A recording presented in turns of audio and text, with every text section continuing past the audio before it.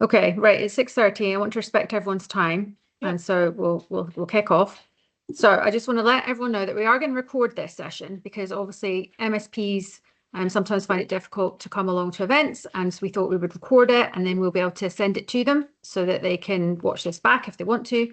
I also thought it might be helpful. I know there's a lot of people here that are from some of Scotland's third sector organisations. It might be helpful if next to your name, you could maybe pop in what your organisation is so that everyone can see who's here. That might be helpful. And also that if you're not speaking, if you can turn off your microphone, that would be really helpful as well. So this is a Scottish Parliament event. It's on the eve of what I believe is going to be a very historic vote in the Scottish Parliament on a subject that hasn't been substantively legislated on for coming up for about 20 years now.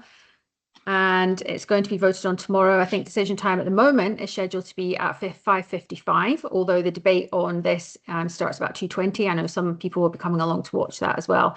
So at the moment, we've got support from a number of political parties across the political spectrum. And the vote really is on a knife edge right now. And I think I'm within a couple of votes of getting us a majority.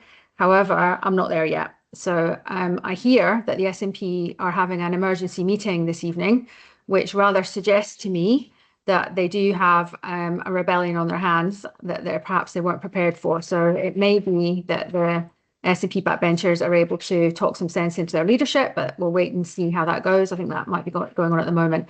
But we're going to fight for every possible vote that we can, and we'll keep going right up until the evening tomorrow. But this event is because in this debate, and I apologise if you can hear my dog, she's sort of playing in the background. We often get told that we don't hear enough from those that have been in the sex trade or in the sex trade. And I wanted to give this opportunity to politicians and legislators who are making this choice tomorrow to come along and hear directly from survivors their story in their own words about the life that they've, what they've been involved in. I also want to give a warning. I forgot to do this at a previous event, that many of the stories, some of the language that women who have been exposed in prostitution use can be disturbing, it can be graphic. And I just want to give that warning up front. I've said to everybody they should feel free to speak about this in whichever way they want, using whatever language they want. And so just to give everyone a warning that it could be a graphic discussion. And we've got a great lineup of speakers for you this evening. And we're going to start with Vanessa. And Vanessa was in the sex trade in Scotland, and she's going to give us her view. So over to you, Vanessa. Thank you, Ash, and thank you everyone for coming this evening. My name is Vanessa, and I'm a survivor of the brothels in Edinburgh. Please don't do that. Don't touch me there. That hurts. Please stop. Stop. You're hurting me. No. These words were part of my daily vocabulary when I was just 17 as a prostitute in Edinburgh. Under the threat of being homeless for a second time, someone that I considered a friend took advantage of my desperation and sold me to a man who was old enough to be my grandfather. While my peers were in a classroom deciding which college or university to go to, I was locked in a brothel as a revolving door of nameless men paid to use my body. I was an object, an item of purchased property that men felt entitled to use however they wanted, regardless of my pleas to stop if they were hurting me. Let's not shy away from what this is. Let's not dress it up or romanticize it. We have a word for this. Rape. Is rape really acceptable if you're handed £30 for the privilege? No amount of propaganda can change the simple fact that prostitution is the rental of another human being, and this transaction removes the autonomy of the person who has been rented. An overwhelming majority of the women that I encountered in the brothel had been trafficked. Often they would tell me that I was one of the lucky ones, and I suppose by their standards I was. The girls were usually European, most commonly from Romania, sometimes Albania, Bulgaria or Hungary, and they had been trafficked across borders by men that they called boyfriends. They had to make as much money as possible every single day by having sex with as many men as they possibly could, and if they didn't, when they went home, they were subjected to violence by their so-called boyfriends. Trafficked women are presently sitting in our cities, in our country, waiting to be raped by Scottish men so that they aren't beaten when they return home. Instead of having a designated safe place for these women to turn to and get help, they would have been prosecuted for solicitation under our current laws. Ultimately, there are only two parties that can tell you exactly what happens when men purchase women's bodies: the women that men buy and the men who buy women. Since these men are absent from the conversation and skulking in the safety of the shadows while survivors get up here and re-traumatize ourselves, I'm going to tell you what happens when men purchase women's bodies. I'll describe a situation to you, a room in the brothel. It's small, humid, and dimly lit. In the corner of the room is a jacuzzi, and above it hangs a shower.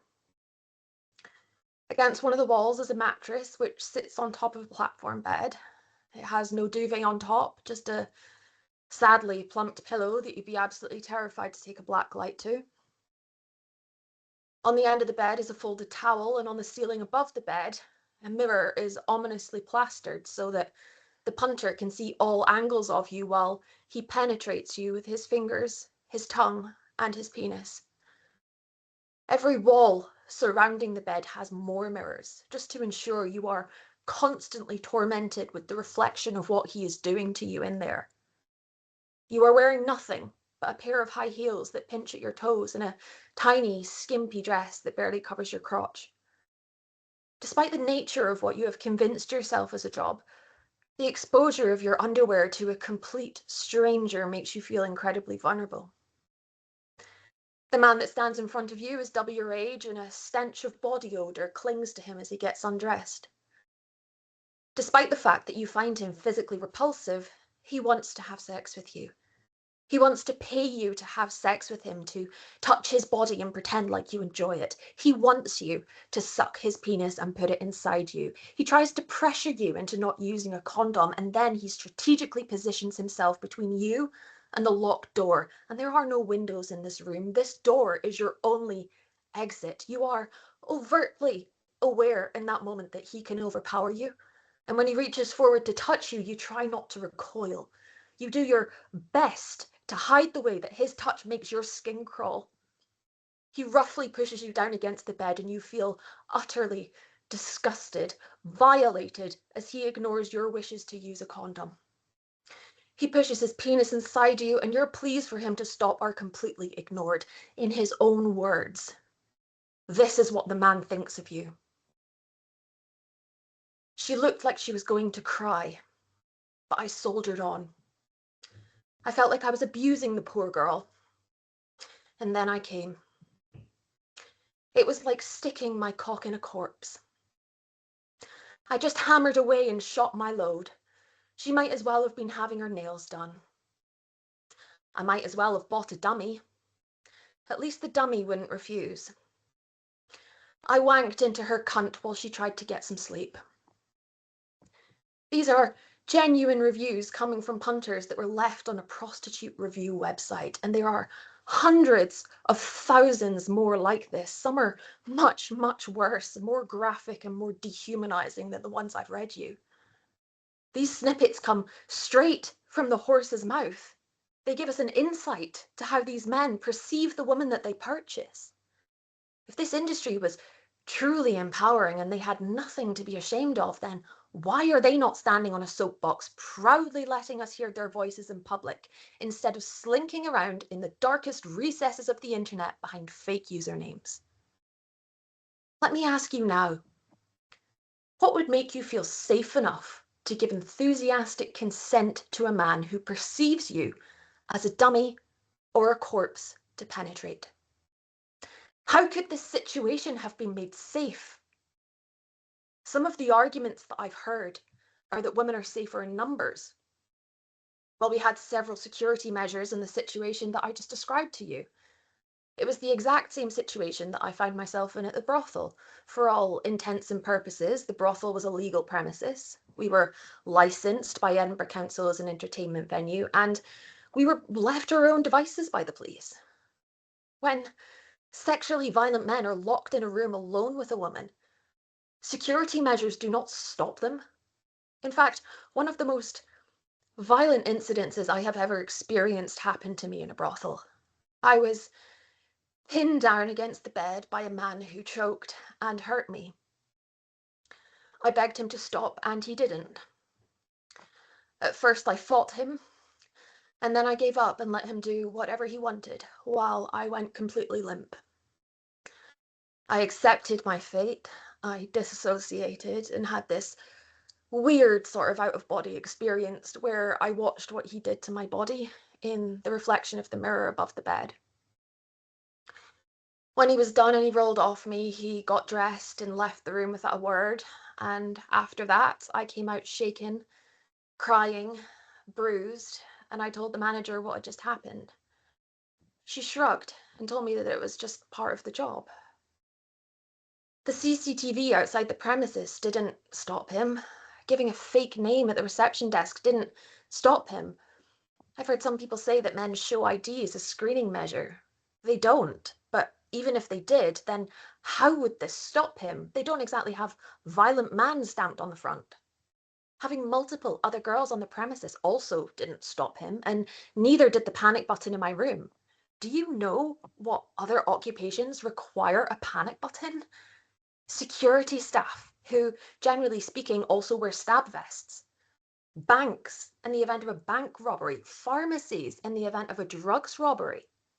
How many of the workers in those establishments are expected to expose their naked body to the violent people that they need panic buttons to protect themselves from? And when things go wrong, because we don't live in a perfect society, employers provide measures such as occupational health assessments and mental health support to someone if they have been exposed to violence at their workplace. And what do prostitutes presently receive from the state in Scotland? Punitive measures and a criminal record. In Scotland, our law presently says that buying a human being to own is illegal, but renting their genitalia is permitted. That doesn't make sense to me, and it makes even less sense when we consider the cost, the human cost of prostitution, which is not counted in money, but in the lives of the women that it destroys. Not that many of us actually make it out of prostitution alive, and those of us that do are not unscathed.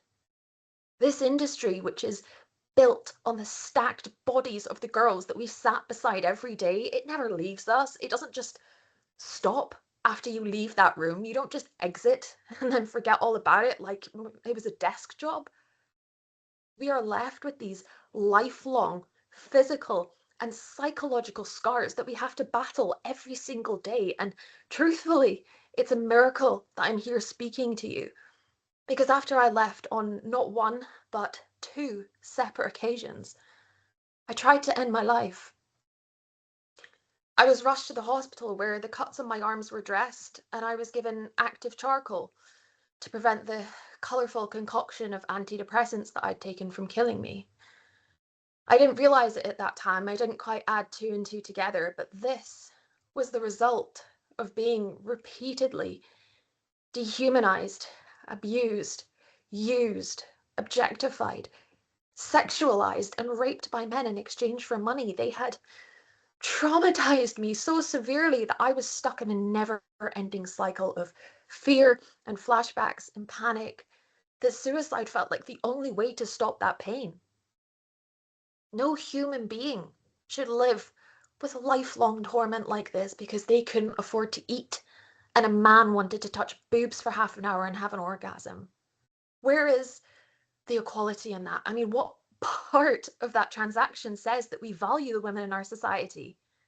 When we're already living in an epidemic of male violence against women and girls, how are we supposed to tackle the societal problem of men feeling entitled to women's bodies while simultaneously permitting men to purchase access to women's bodies?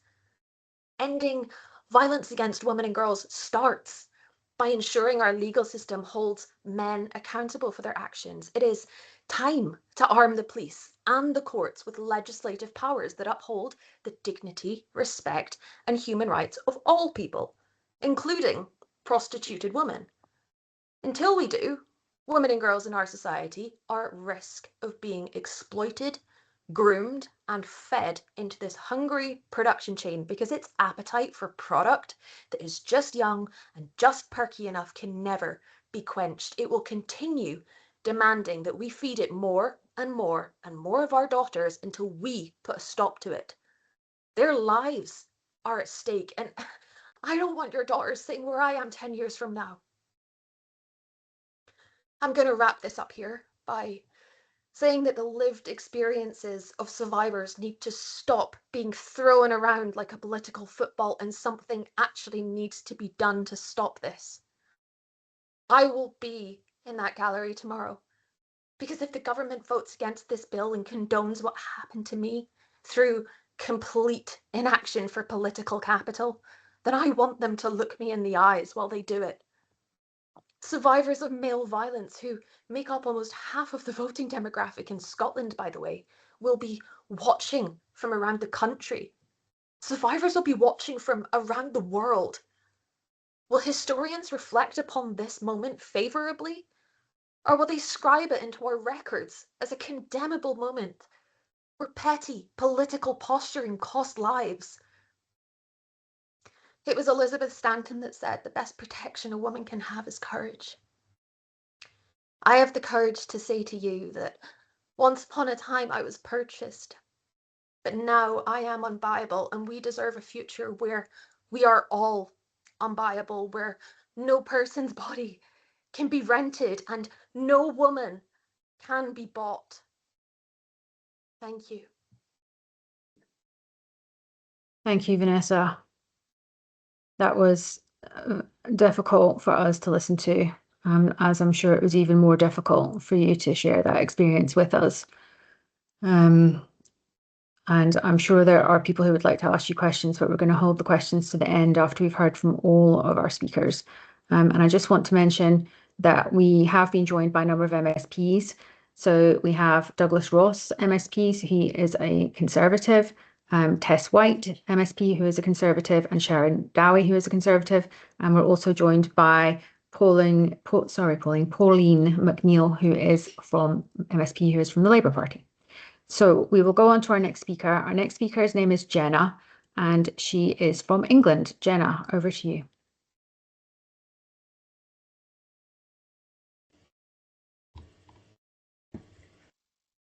Hello. So I just need to take a breath after listening to that.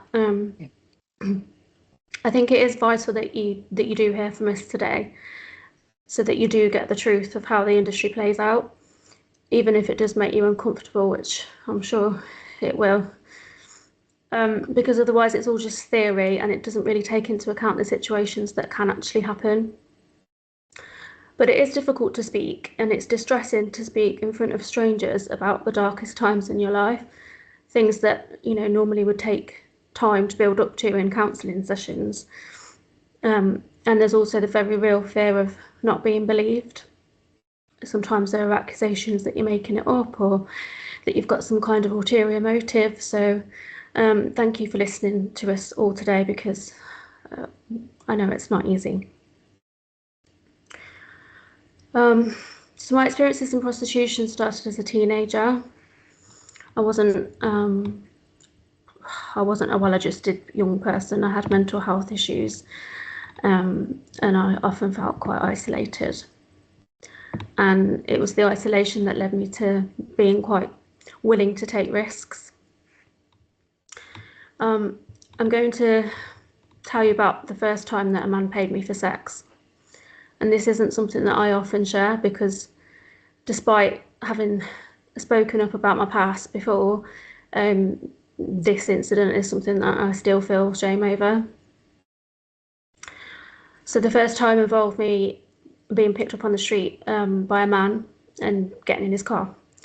And I agreed to give him oral sex. I thought that was all it was going to be. But that led to him grabbing me and making me sit on his lap. Very penetrated me. And then afterwards I got off, and I remember saying, it's more for that. Meaning that's not what we'd agreed, and that he should give me more money. And he laughed at me, and he gave me £10. £10 to rape me. And then he asked me if I was going out that night, like I'd suddenly had this big fortune. That experience did put me off doing it again, and I didn't go on the street again after that. But it didn't stop me getting involved in massage parlours. I'm not from a very wealthy background, and the money that I made there was real and fast and addicting. And I think that's because I made so much money because I was quite young at the time. I was 19, so I was like fresh meat, I guess.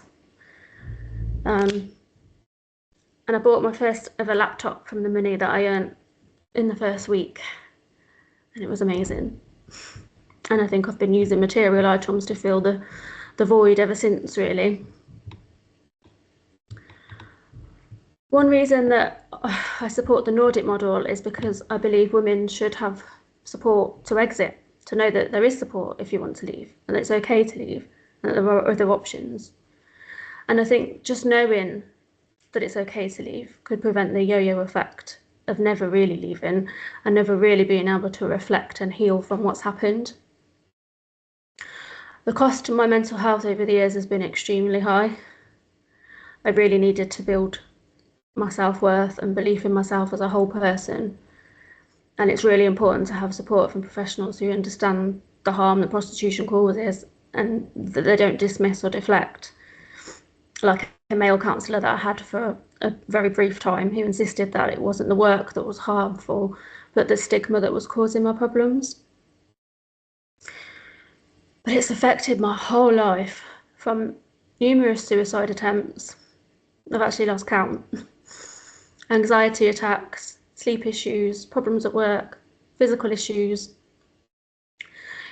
All of that wasn't the stigma, it was the reality of it that was causing those things. So many buyers have already committed crimes against women, and they're out there walking around now with no consequences. It's pretty much a guaranteed way of being able to harm a woman and get away with it currently.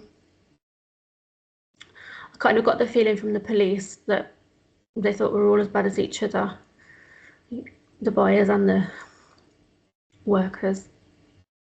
There's no urgency or any expectation that they might find the perpetrator, and even less chance of them being able to charge them.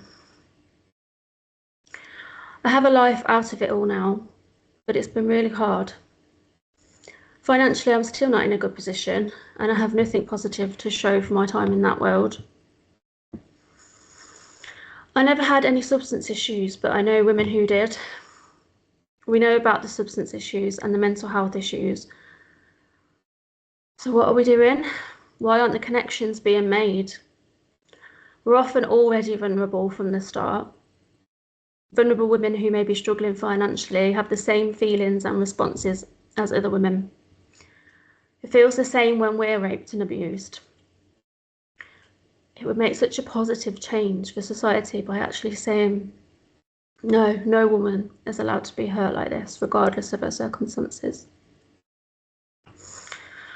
But it would be really easy to ignore the problem and hope it goes away. But it's never going to unless you make it go away, unless you reduce it. And it's not always bad men. They genuinely may not comprehend the harms because of the shiny, glossy front it can have and the smiles that we all put on. But I think all of us today are saying, don't turn away. Please listen to us. We've lived it. We're still living it in our heads a lot of the time because the memories are so powerful. I always used to say that I got myself into that life because I did. No one initially invited me, no one forced me. It was my free choice that I decided to make. But now that I've had time away, I realised what that choice was based on. And there were several factors. I have very low self-esteem, a history of abuse, a really strong desire to belong somewhere. I had financial problems. But in reality, that choice looked like feeling overpowered, not being taken seriously, having multiple clients, buyers, which really takes an actual physical toll on your body.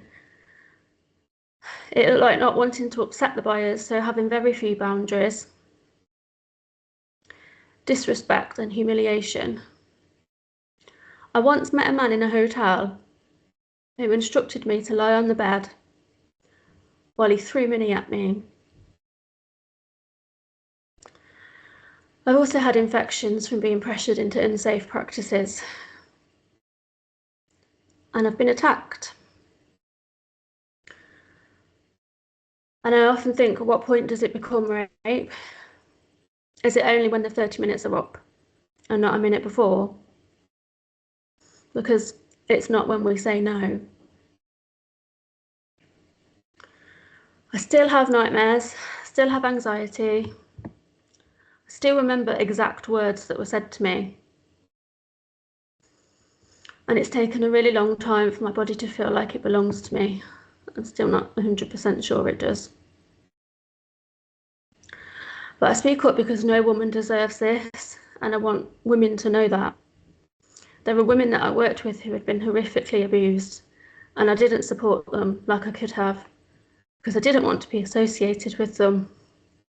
I didn't want to be a victim. I would tell myself that I was nothing like them and that they shouldn't be doing the job. But actually we were all hurting, and I no longer pretend to myself about that. In my view, choice isn't the main factor that needs to be considered. People choose to do all kinds of harmful activities, but we still acknowledge the harm they cause.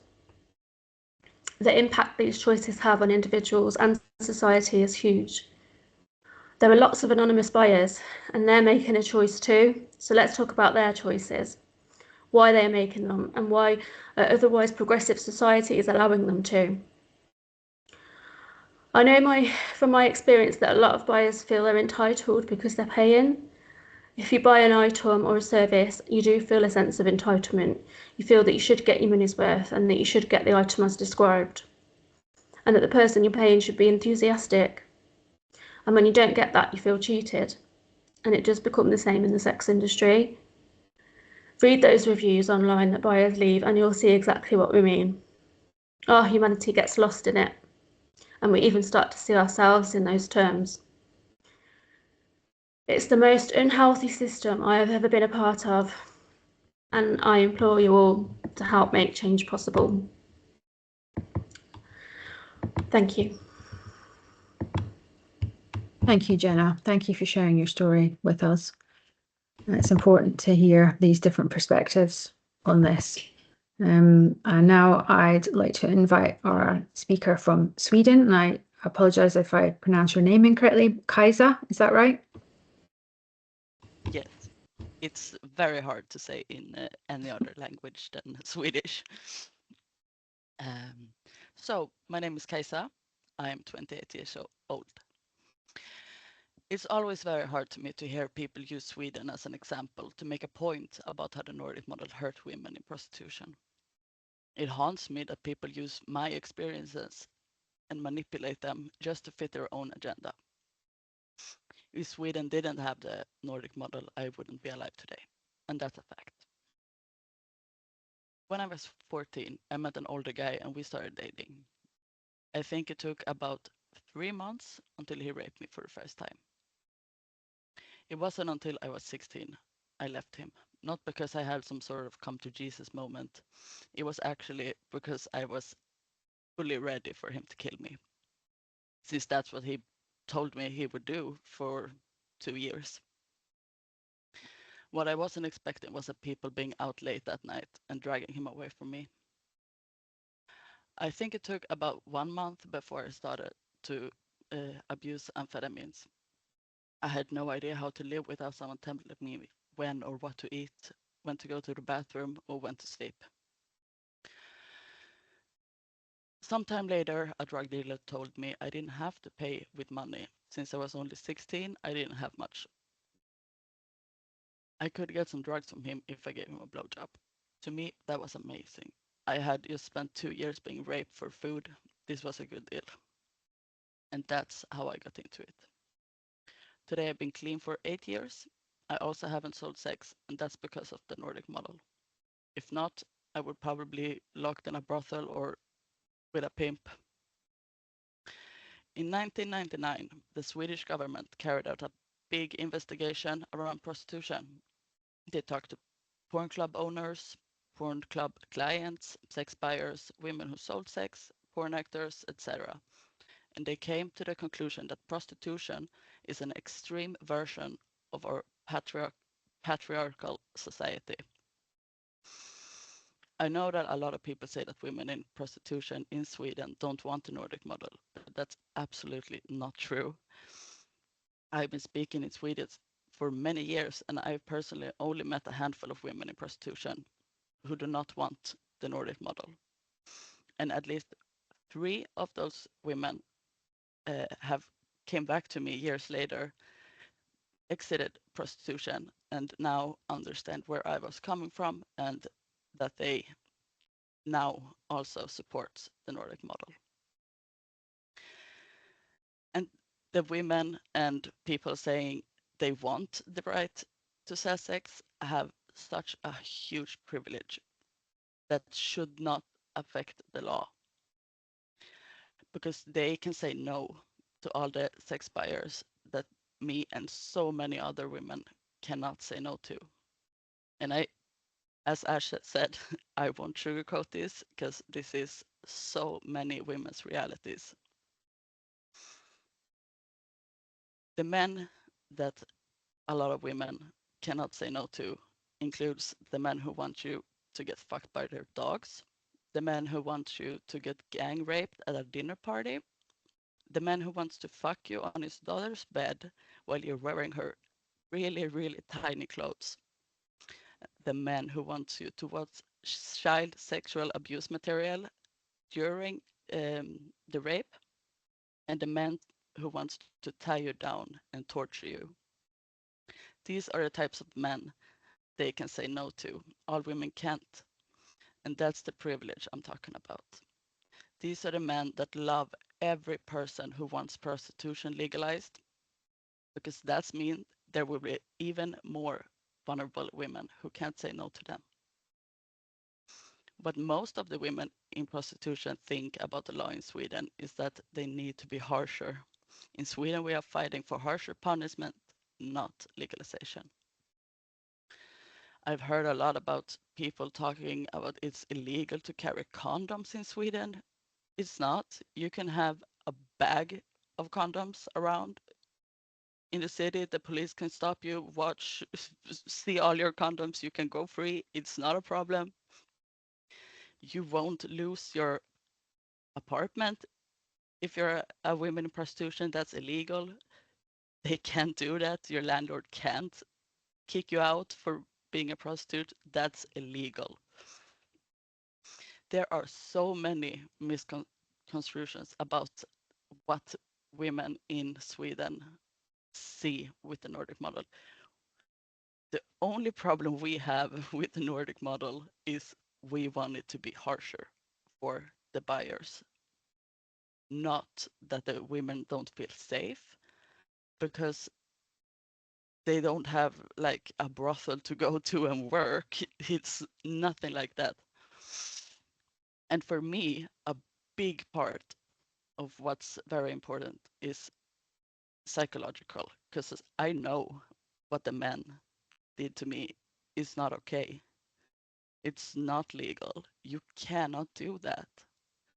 I am not a product for men to buy, use, and throw away. I'm alive today because of the Nordic model, and I hope some women like me can be saved by the Nordic model in Scotland. Thank you.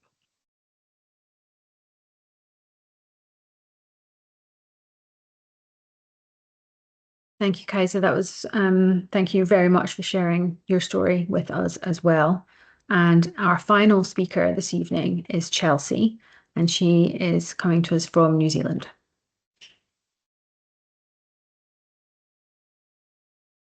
Hello. So, in New Zealand, we had the decision between the Nordic Model or decriminalisation in 2003, and decriminalisation won by just one vote. So I've written to tell you about decriminalisation in New Zealand. In New Zealand, we are told the criminalisation of prostitution is the root cause of its associated harm and exploitation, and that the answer to this problem is full decriminalisation as adopted here in 2003. Prostitution has since been marketed as sex work, as an equal exchange between consenting adults, as harmless fun for men, and even as empowering for women. The decriminalisation model completely ignores the underpinning power dynamic of prostitution, whereby women enter prostitution majority as teenagers coming from backgrounds of abuse, homelessness, and financial desperation, like me, coerced by poverty to accept unwanted sex in exchange for payment, and are at the mercy of the demands of buyers against our bodies and selves. Buyers who are men and thus physically larger and stronger than us, who take what they want from us, regardless of any boundaries we try to set, and who complain to the front desk that we had the audacity to try to set any boundaries at all and get their money back after having raped us, for us to then receive no monetary compensation at all. Written laws dressed up as harm reduction, such as a person must not provide or receive commercial sexual services without a condom, implicate both parties equally, when we all know who are the ones ripping off condoms and who are the ones being pinned down. Even when we go to the police station after violent assaults, we are turned away, as buyers are anonymous and prostitution is legally accepted. Brothels in New Zealand operate the exact same way they always had, only now there is a mass delusion at play that what goes on inside its walls is fair and that women have any protections. Under the guise of sex work, prostituted women are considered to be workers, and as workers considered to be either independent contractors with freedoms to choose when and who for they will work and the ability to set their own pay rate, or as employees with employee rights such as ACC, sick leave, annual leave, and a guaranteed minimum wage for hours worked entertaining customers as hostesses were we to not secure any bookings. But brothels do not operate under either of these assumptions. They give none of the freedoms of independent contractors and also none of the rights of employees to prostituted women. And the only way to resolve this issue is for women to take the brothels to court and have it determined which category they should fall into. To my knowledge, no one has ever done this. And why would they, when it's possible they could rule against her and she could end up owing a backlog of taxes she cannot pay to her secondary pimp, the New Zealand government, for going against her first pimp. And when all is said and done, she'll still be a prostitute. The New Zealand Prostitutes Collective, which claims to be a workers' union for prostituted persons, unlike all other workers' unions, have never once advocated for higher pay for prostituted women in brothels, or against the enormous cut the brothels take for each and every booking, or the shift fees and advertising fees charged to us, the money deducted from us in penalizations for suspected moonlighting or working outside of the brothel's involvement without them getting a cut. The brothel management also earn commissions on the number of bookings sold each night, incentivizing them to force or coerce women into a room with even the most intoxicated, disrespectful, and violent buyers that the women, if left alone, try to avoid. The whole concept of turning prostitution into a service industry like any other is flawed, because when prostituted women behave like we are providing a service, taking charge of the interaction and getting the job done in a friendly yet efficient and professional manner, the men complain that she was clinical and get a refund. They themselves do not view prostitution this way, and this is not what they pay for. They want to sexually harass, degrade, violate, and abuse women. These are not associated risks of the job that can be mitigated. This is the job, and they only pay to get away with it. Even when making the payment, they do so begrudgingly, as they pay to turn a woman's no into a yes. They also want their fantasy of the woman they picked out being wildly attracted and submissive to them catered to. This narrative of women in prostitution being empowered or consenting equal agents in the transaction has resulted in more entitlement, less empathy, and even more bitterness in buyers who feel hard done by that they have to pay for the sex that the woman gets easily, along with a paycheck to boot, just because she's a woman. The obvious reality that can never be spoken in the brothel is that this is not consensual sex at all. It is our own right, who have our own relationships, lives, interests, and desires.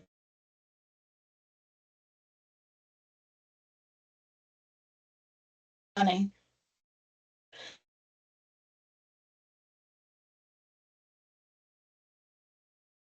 Which to earn the money they need, if they had access to real support services targeted to exit, and if they could access the enormous burden of sexual assault and exploitation experienced. Most countries criminalize rape from an understanding that the nature of unwanted sex harms and traumatizes its victims. However, most countries seem not to comprehend that if a woman or girl happens to be disadvantaged and vulnerable to financial coercion, the experience of unwanted sex is equally as traumatizing as it would be for a woman who could not be so easily coerced. In prostitution, trauma piled on top of trauma again and again, just to pay rent, just to buy groceries, just to pay the electric bill. And this is not the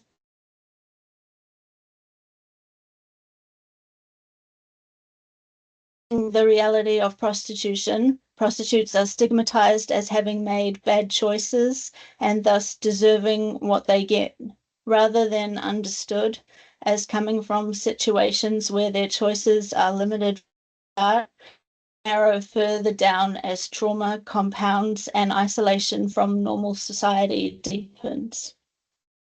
Prostitution is more dangerous in New Zealand under decriminalisation, where at least 5 implementation in 2003 can be known about from a split-second Google search, compared to no murders in Sweden of prostituted women by buyers or pimps since its in 1999, despite Sweden being double the population of New Zealand. It's just that New Zealand doesn't care about women in prostitution, does not understand our situation, and has turned the other way, ignoring us. New Zealand has allowed pimps to become legitimized businessmen, getting rich off of the sexual abuse of others, and allowed men to ignore the concept of consent because they can all give a little money to make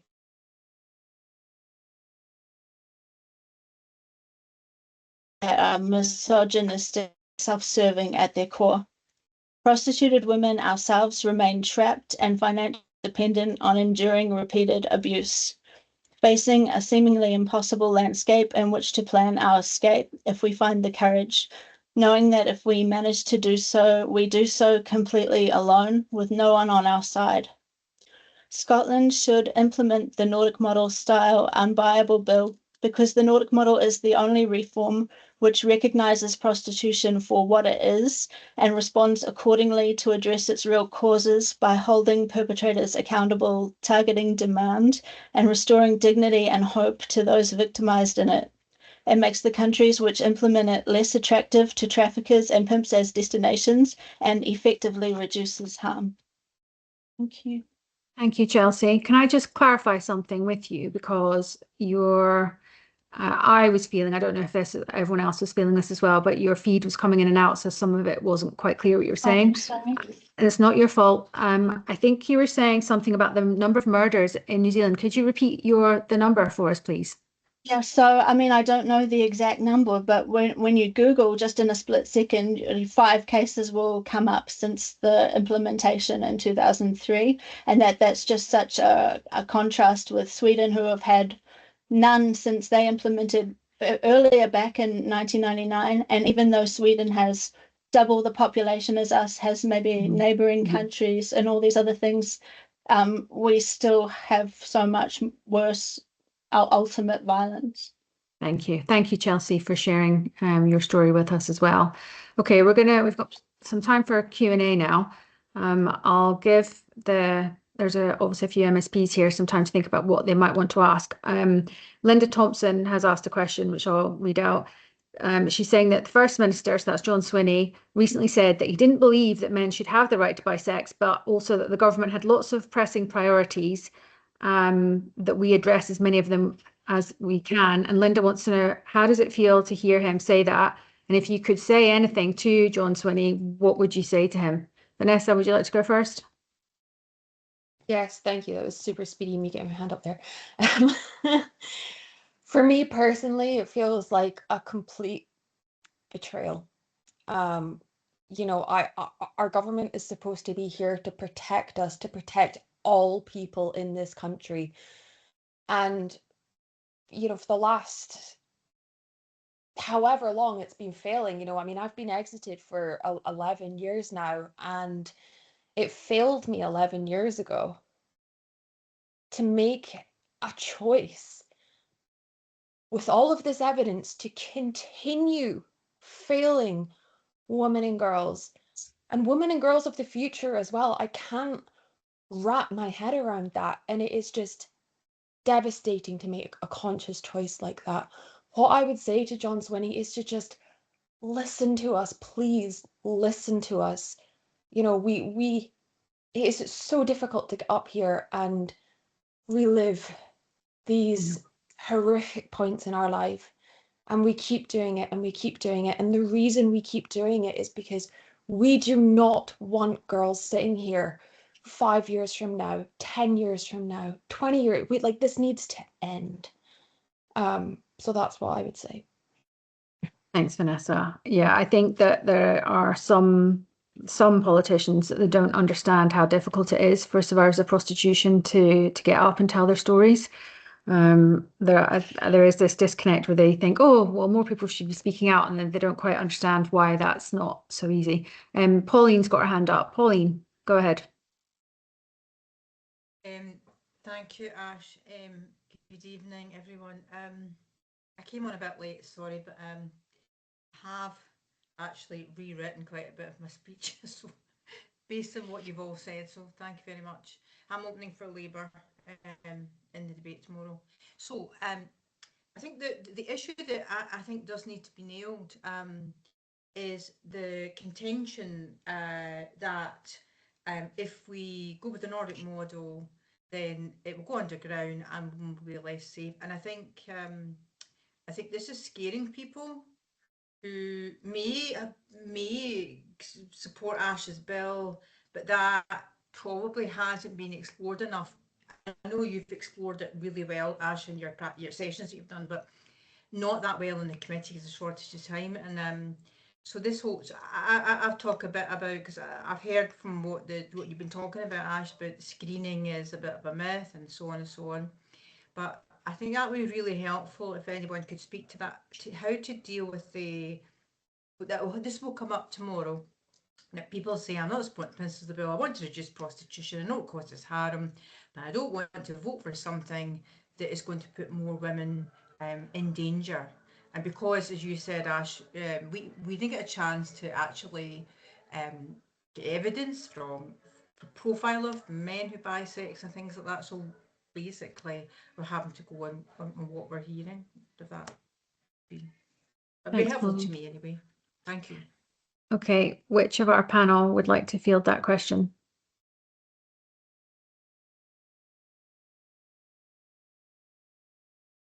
Yeah, Vanessa, go ahead. I can only speak to my own experience in the brothels, but we had as many security measures as we possibly could have had. We had CCTV outside the premises. We had like 2 doors into the premises. So we had like the first door that the punters would walk through, and then they'd be like presented with the CCTV, and the receptionist would sit and look and see who was outside, and then they would go through like a buzzer, a buzz door, and they were let into like this reception lounge area. We had panic buttons in our rooms, and you know we were never alone on the premises. This did not stop violent men. You know, I was still raped on multiple occasions. I was beaten. You know, I wish it was a simple solution, like, oh, just check their ID and there we go, that's it. But unfortunately, it just doesn't work like that. You know, I understand how people can think of solutions like this, but I think unless you've seen it firsthand, you wouldn't know that that is not a viable solution. You know, these men thrive off of anonymity. They genuinely believe that prostitutes are all out to get them. They hated us. And they would genuinely think that we were gonna, you know, blackmail them, hurt them, like do all these horrible things to them.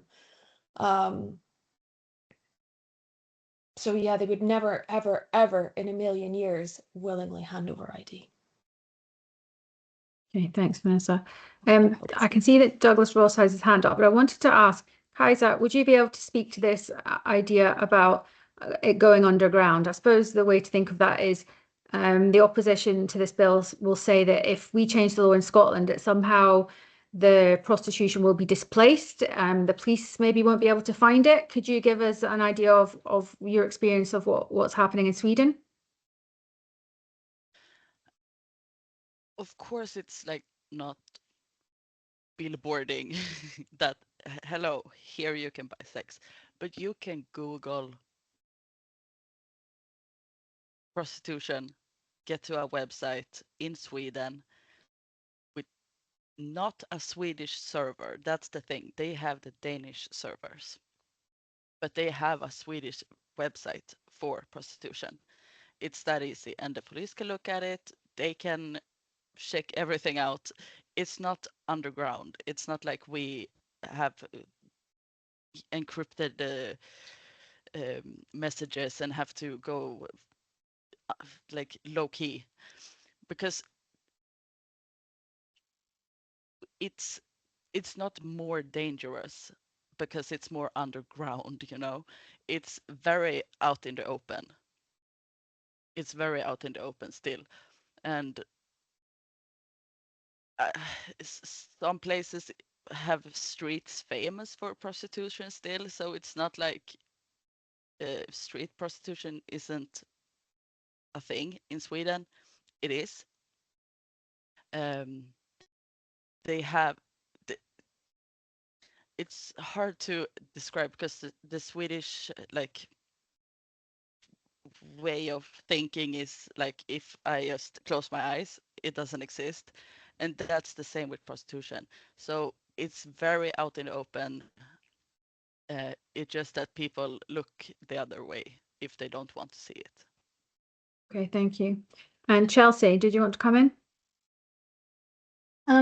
I just wanted to let you know that where we've gone the opposite way in New Zealand, police aren't allowed to enter the brothel at all. Like the brothel would say, you know, oh, they're being harassed or something for a legal opportunity. And when we ourselves, after being violently attacked or beaten or whatever, go to the police station, they do just turn us away. So I think that under decriminalization is where it really goes underground, because no one is allowed to, like even one time my friend was overdosed in one of the rooms, and she almost died, and she needed an ambulance called, and the brothel management refused to call one just in case the police would come. So it was just lucky she survived, because another girl broke the rules and did it anyway. So I think that under decriminalization, where everything is just accepted and you look the other way, that's really where it goes underground. Okay, thank you, Chelsea. Douglas, you want to ask a question? Go ahead. Thanks very much, Ash.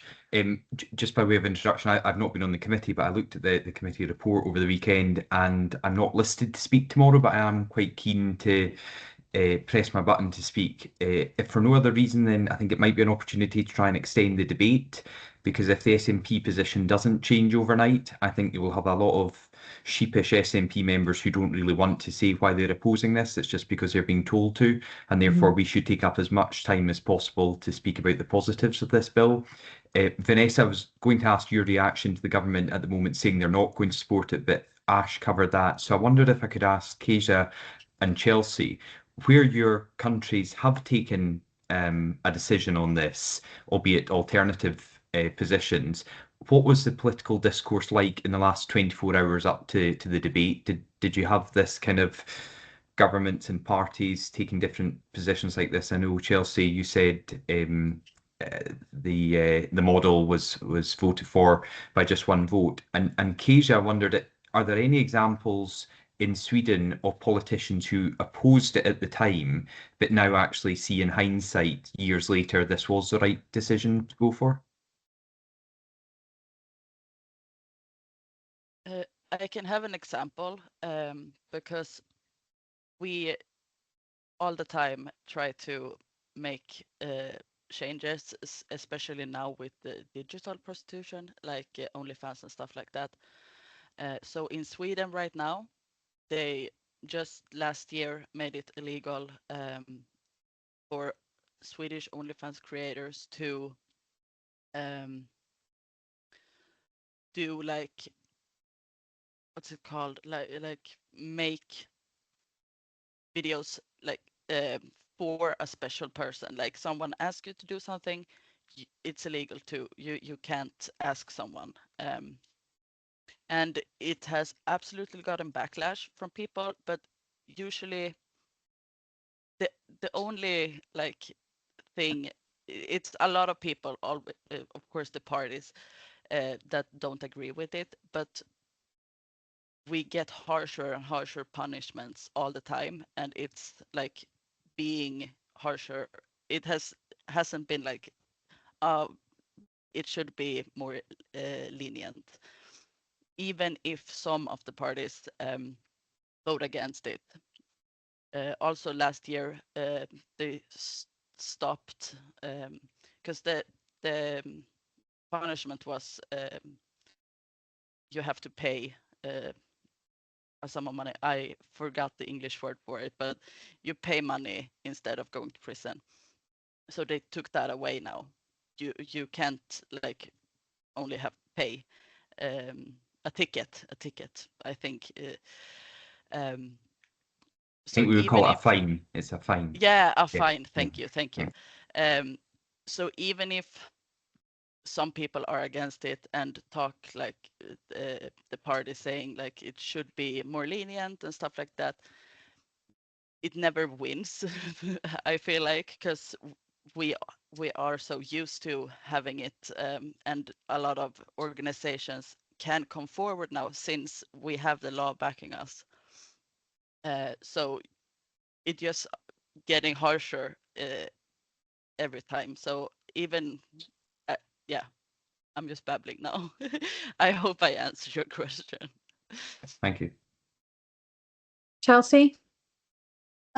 So at the time that we chose decriminalization, I was 14 years old and a prostitute, and I was not really informed about politics, so I don't really know the discourse that went around it. All I know is that it lost by one vote.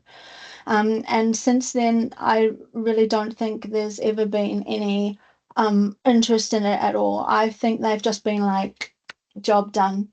And, you know, I've been speaking out about everything in prostitution here, everything that happened to me, to my friends, how the laws and stuff since 2009. And only ever people from other countries are interested in hearing. So nobody in our government is interested. They don't want to think about it, I think. Okay, thank you, Chelsea. Tess White's got her hand up. Tess, would you like to ask a question?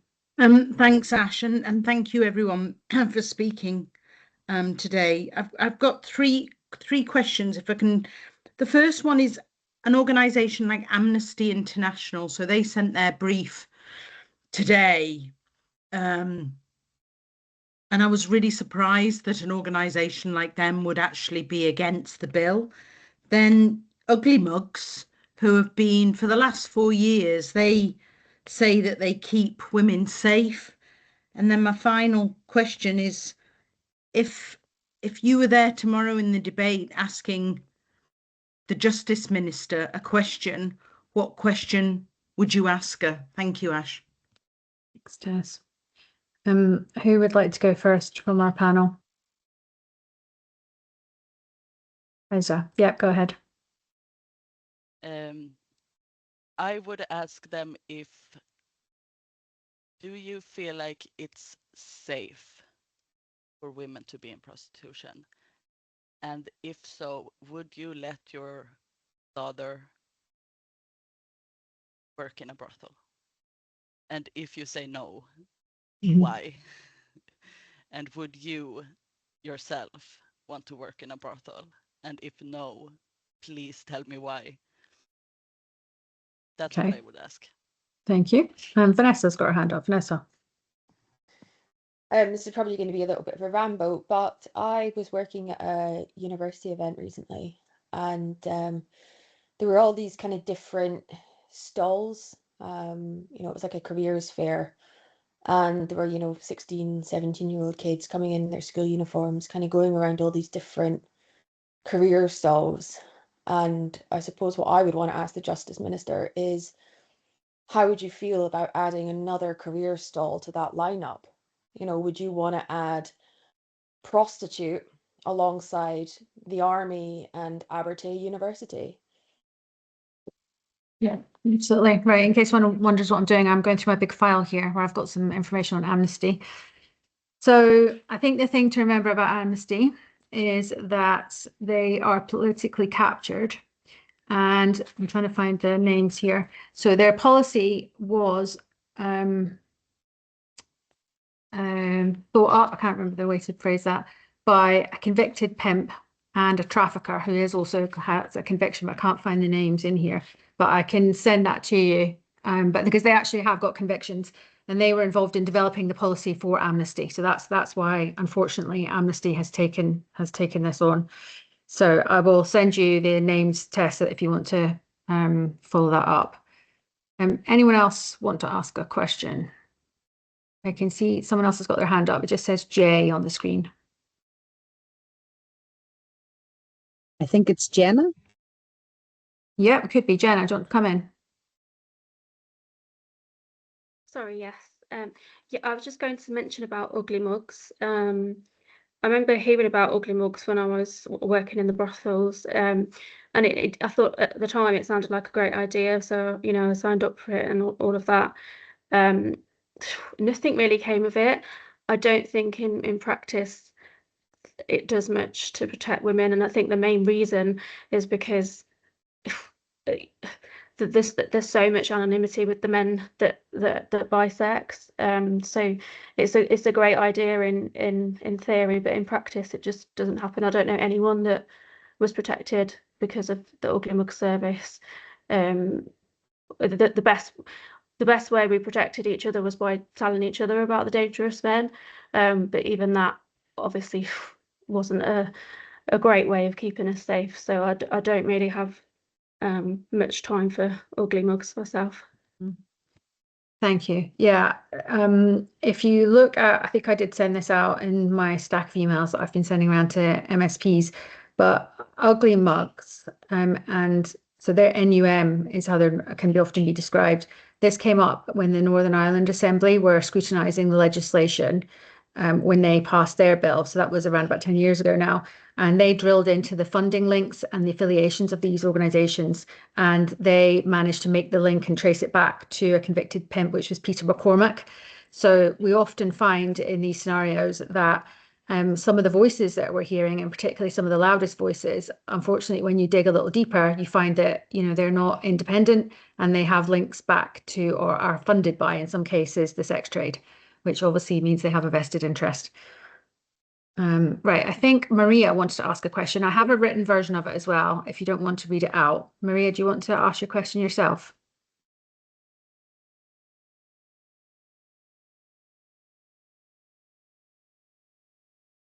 No? Okay, do you want me to? I'll read it out then. So Maria says that this is perhaps an unfair and difficult question, but how do we convince politicians voting on this bill? How do we make them know that those people that are opposing the Nordic model have vested interests in maintaining the status quo? So that's kind of what we're discussing at the moment. Jenna, did you want to come back in on that? Sorry, no, I think there was an issue with the. Okay, no problem. Anyone else want to respond to Maria's question? Yeah, Vanessa, go ahead. I suppose we need to approach it from a point of view of both statistics and making people critically think. You know, I think that is kind of what's missing from that. Is that might maybe sounds really harsh, but you know, people aren't looking at this evidence and going, "Huh, does the person who's presenting me this evidence actually have a point of view? Do they have something to gain from this?" And I think as we were saying a while ago, you know, survivors, we have nothing to gain by being here. If anything, it's actually detrimental to sit and go through all of this again and again and again, you know. Our incomes are no longer tied to this. We have nothing to gain, but a lot of the evidence that is being pushed forward is coming from this, you know, very unfortunately wealthy lobby. Absolutely. Thanks, Vanessa. Okay, anyone else want to ask a question? If so, please raise your hand.